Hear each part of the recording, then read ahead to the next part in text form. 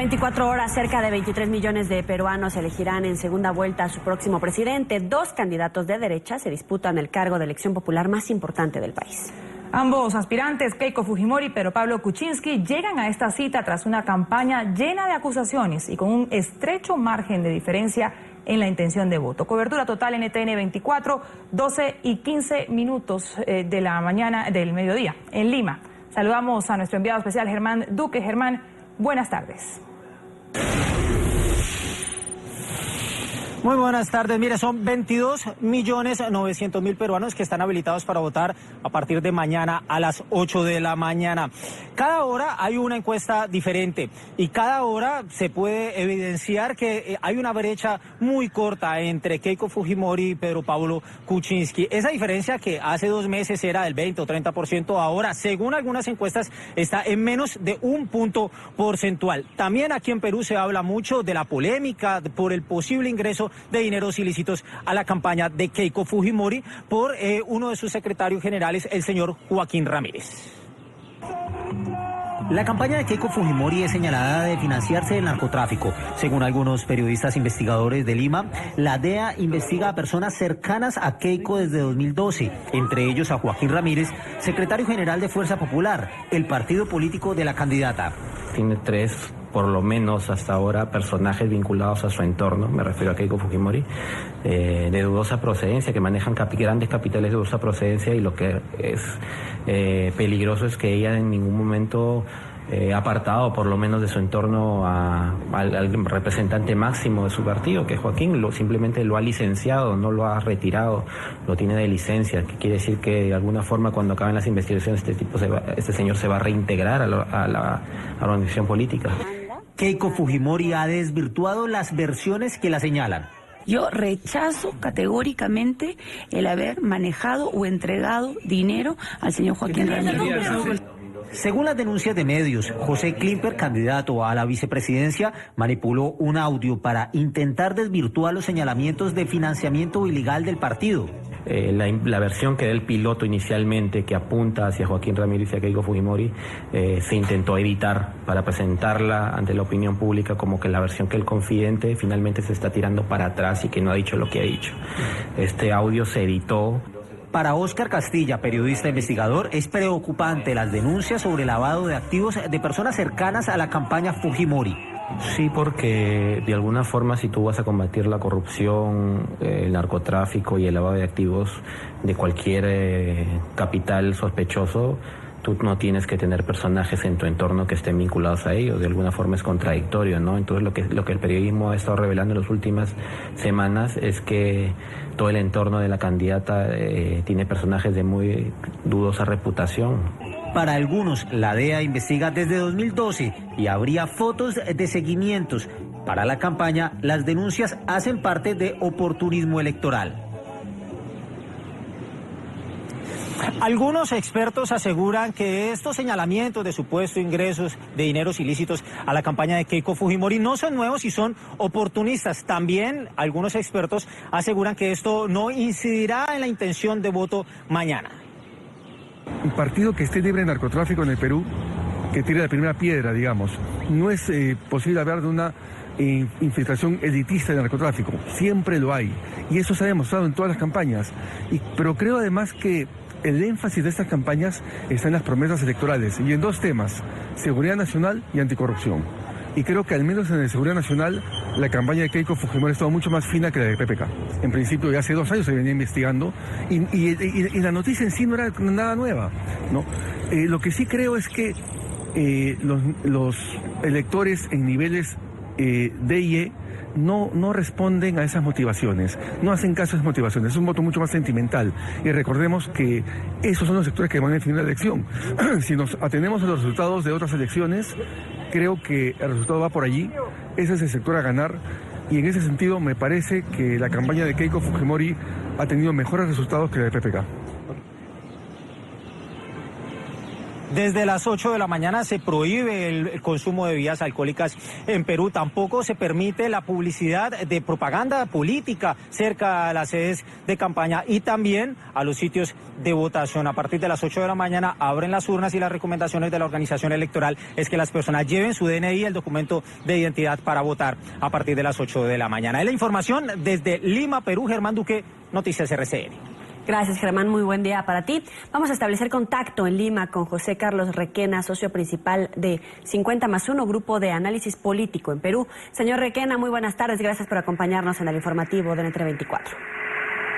Yoeli y Karen, buenas tardes. Y buenas tardes también a toda la teleaudiencia en las Américas. Hay un margen muy estrecho, según los últimos sondeos. Bajo esta premisa, ¿puede haber un problema de legitimidad de alguno de los dos candidatos que gane, o bien podríamos esperar una sorpresa de último minuto? Bueno, yo creo que a diferencia de la primera vuelta en que hubo algunas irregularidades, algunas decisiones cuestionables de la autoridad electoral, en esta segunda vuelta no se ha visto eso. Yo no creería que, por muy ajustado que fuera el resultado, el siguiente presidente carezca de legitimidad. No creo que eso sí debería darse por descartado. Además, como sabrás, hay varias misiones de observación electoral en Lima y en todo el territorio nacional que han monitoreado la calidad de estos comicios, ¿no? Ahora, señor Requena, ¿de qué manera podría mover la balanza o inclinar la balanza a favor de PPK ese apoyo clave que recibió esta semana por parte de Verónica Mendoza? Mira, eso recién, gran parte del electorado de Verónica Mendoza, que está ubicado geográficamente en el sur del país, ya se había plegado a PPK, a Pedro Pablo Kuczynski, y ya se había constituido el sur también en su bastión electoral. Entonces, el endoce de última hora quizás termine de hacer más creíble una candidatura de Pedro Pablo Kuczynski, pero creo que el grueso de electores ya había migrado hace varias semanas. Ahora quisiera preguntarle, hemos visto una campaña de acusaciones de un candidato hacia la otra candidata. ¿Cómo va a reflejarse esto a la hora de votar, tanto para votar como para evitar el voto? Bueno, creo que las acusaciones de última hora han terminado de algún modo haciendo que esto sea mucho más ajustado, ¿no? Creo que hace 4 o 5 semanas la gran cantidad de gente ya como que se había resignado, aún entre los opositores a Keiko Fujimori, uno sentía cierta resignación a que fuera la siguiente presidenta. Las acusaciones que empezaron hace 3 o 4 semanas no solo quizás no terminen impactando electoralmente, pero sin duda políticamente dejan dañada a Keiko Fujimori, porque va a tener que, si es que quiere gobernar sin contratiempos, va a tener que deshacerse de uno de sus más cercanos colaboradores. Y por otro lado también pone en cuestión la idea del nuevo Fujimorismo que la candidata ha querido vender en esta contienda, ¿no? Iniciado desde hace ya varios meses con el licenciamiento de cercanas colaboradores de su padre, visitas a universidades estadounidenses con mensajes un poco más moderados, el reclutamiento de candidatos nuevos, en fin, todas estas cosas que Keiko había hecho en la primera parte de la campaña, que querían mostrar un mensaje de moderación, un mensaje de cambio, como que han terminado por caerse después de las acusaciones a uno de sus más cercanos colaboradores, no precisamente por la acusación de narcotráfico, sino más bien por cómo ha respondido ella, que ha sido con evasivas, sin más allá de declaraciones retóricas como la que escuchamos en el reporte. No ha habido un ánimo real de esclarecimiento, ¿no? Y más bien su candidato a la vicepresidencia termina involucrado en un suceso extraño. Entonces, creo que esas son las cosas que hemos visto después de esta denuncia, ¿no? Ahora, señor Requena, lo cierto es que mañana gane quien gane, va a ser el próximo presidente de Perú, es de derecha. ¿De qué manera puede afectar este cambio quizás la cabeza del Perú en la geopolítica regional tomando, por ejemplo, el caso de Venezuela, permíteme que termine la pregunta. En el caso de Venezuela, ya Keiko Fujimori se pronunció y dijo que ella no se reuniría con Nicolás Maduro de ser electa presidenta el día de mañana. Y pero Pablo Kuczynski también ha mostrado una postura bien crítica hacia el régimen chavista, postura que no había mostrado completamente el presidente Humala.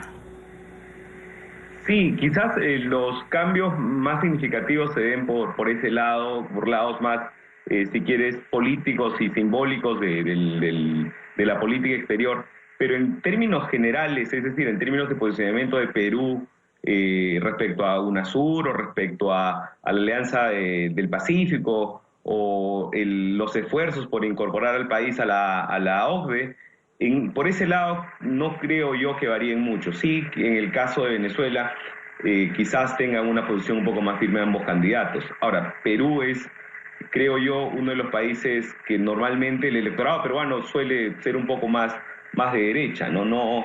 Aún cuando alguien como el presidente Humala fue elegido con una retórica de izquierda, ya en el poder se viró hacia, digamos, por lo menos el centro, sino el centro derecha, ¿no?